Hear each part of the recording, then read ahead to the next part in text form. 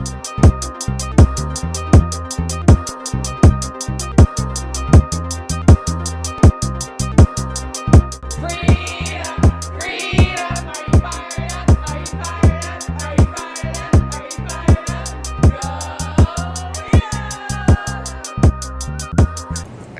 everyone, this is Focus on Freedom.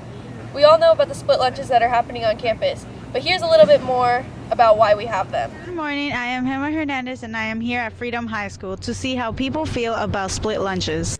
Freedom High School opened in 1996. The student population has increased since then. Split lunches are nothing new to the district, but it's a new for Freedom. I am here with Shay Kush, who has B-lunch both days. Shay, what did you first think about split lunches? Well, my initial reaction to the split lunches concept was a very bad one. When I first heard about it in my junior year last year, I thought it was a very bad idea because it would do two things at once. One would be that it would split up friends, because if you have A lunch but your friend has B lunch, you can't hang out with them at lunch, and not everyone has classes with each other. My second idea was that it was going to be very hard for office hours. Some people can't stay after school. Some people show up when they have to show up exactly on time because of bus schedules or car driving, whatever. So, some people walk and they don't feel like having to wake up even earlier and walk that distance even earlier. So I thought it was a very bad idea at first because of how much conflict it would cause for the student body at hand. So I can understand why they do it, but from my personal perspective, I think it was a bad decision for us, but for them, I can understand the process and why they did that. Campus supervisors are in charge of overseeing Freedom's student population during lunch. I'm here with Mr. Falconer of Freedom High School. He's one of the administrators. What are some positive and negatives about split lunches? It's a great question. One of the biggest positives, which we resolved, which was addressed from last year, was the lines for lunch. And so for any student who was at Freedom last year, and let's say they came from PE, went over to the MPR, the cafeteria there, the line would literally wrap around 2/3 of the MPR. And although they did their best to move through it quickly, the line itself, it was a lot. So in general, Freedom is a growing school. Even 10 years ago, we're talking there were 1,000 fewer students than we have now. And so the concern was to be able to give those kids enough time to eat during their 30-minute lunch. And so one of the positives, yes, lunch lines are shorter, kids are getting their food faster. That's all from Freedom. This is Gemma Hernandez, and thanks for watching. That was a little bit more about split lunches. The next segment we have is on Bite of Reality. Students get to learn what it's like to be an adult. Hi, I'm Emily Schultz, and we're at Bite of Reality. Let's go check it out.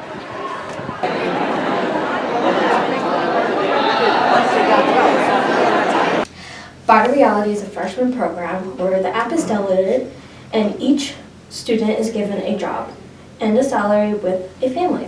The students then go around booth to booth, being persuaded by volunteers to purchase the most expensive items. This activity is to help students realize how easily it is to go into debt and how to manage their money better in the future. Hi, my name is Emily Schultz with Focus on Freedom, and I'm here with Karen. And she's one of the volunteers at Bite of Reality, and I'm going to ask her some questions.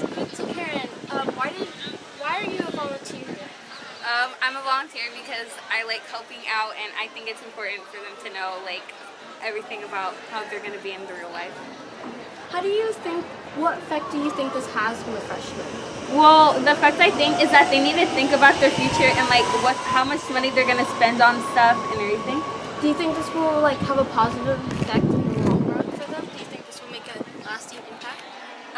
Yeah, it will, because ever since this happened to me, I spent less money. So what was your experience during Bite of Reality? I went in depth because I spent too much on food, but now I know to keep my kind of balance on my money low, not to shop a lot, save money. Do you think there's anything that could be improved to Bite of Reality?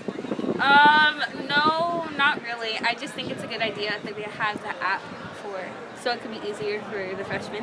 Do you think anything better was put into Bite of Reality this year, or?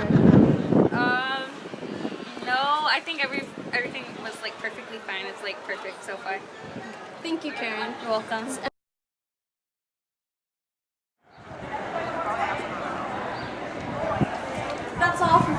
Freedom.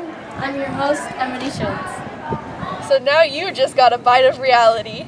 Next, we're talking about cheerleading with Miss Torres. Morning. My name is Parker Keller, and today I'm here in Freedom's Gym where varsity cheer is preparing to compete as a team for the first time within the California Interscholastic Federation.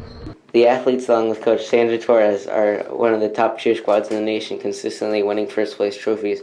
For the first time, competitive cheerleading is considered an official CIF sport. So tell us something about this new competitive cheer team. Well, this year is the first year that competitive cheer is going to be called traditional competitive cheer is a CIF sport. And we're excited. We've got 20 cheerleaders this year, and they're really talented, and they've got great attitudes, and they're fun to work with, so we're excited about our year. What are your goals for this new team? Well, the girls have big goals. We've been a competitive team for 12 years now. Even though we weren't an official sport, we've been competing, and we want to continue our success. Our goals are to qualify for nationals and hopefully place top 3 or win. Do you think cheerleading will become a more popular sport now it's in the BVAL?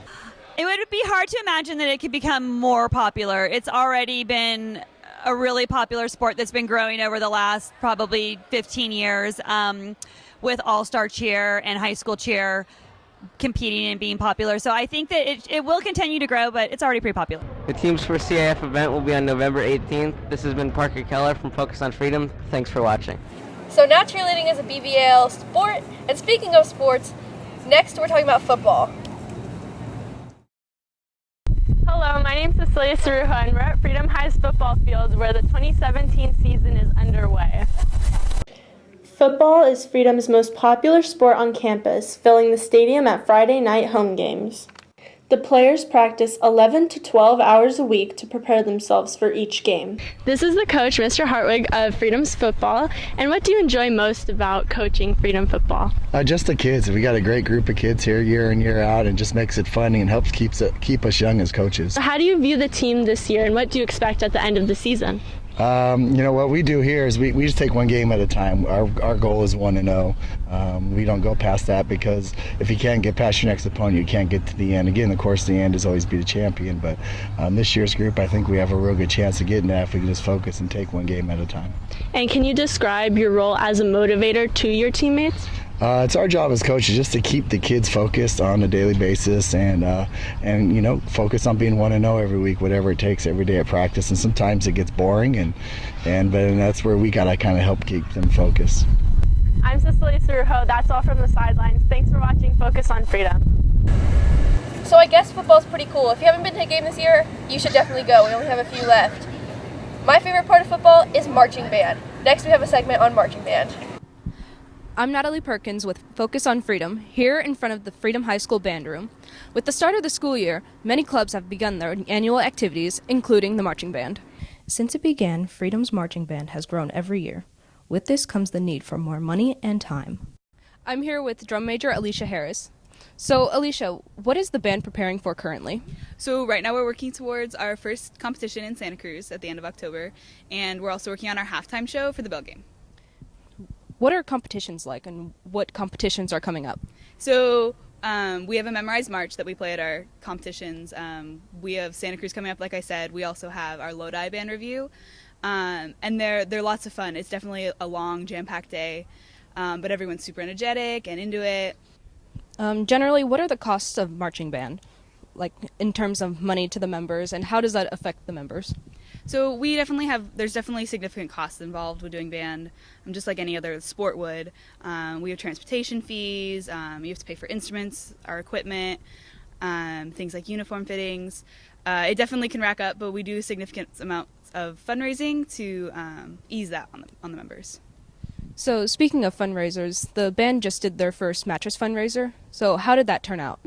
It was really good. We made $7,000, which is the most that we've ever made in a day.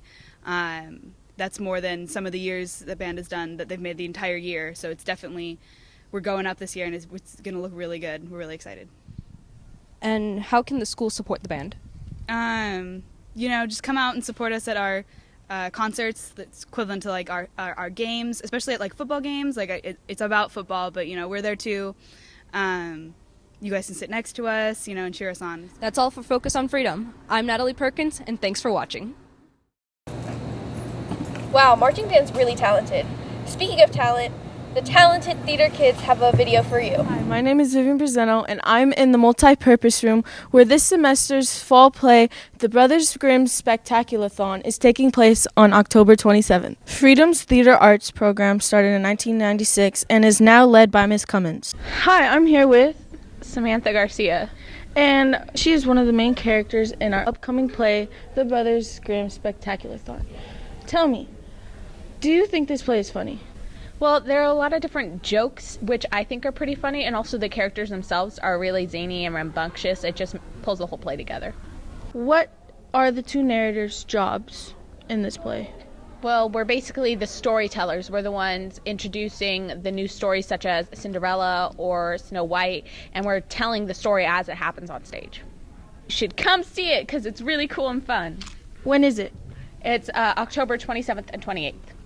All right, thank you, Samantha. Hi, I'm here with Ryan St. Clair. He is narrator 2 in this semester's play, The Brothers Grimm Spectaculathon. Tell me, what is this play about? This play is about a whole bunch of fairy tales that are coming together to tell their own story, and except they're just not quite what you remember them to be. What kind of characters are in this play? You have Cinderella, you have Snow White, you have dwarves, you have a lot of other people, just a couple of different fairy tales that you never really see, but you get to see the true side of what they actually mean. Is there anything you do before a play comes on to calm your nerves? Usually I just don't think about it. Sometimes before I go on stage, I just take a moment to breathe, and then by the time you're up on stage, I just forget that I'm kind of acting, so I just do it. You guys should really come. You can help support the play. You can help support Center Stage. I'm Vivian Brazeno in Freedom's NPR, and thanks for watching.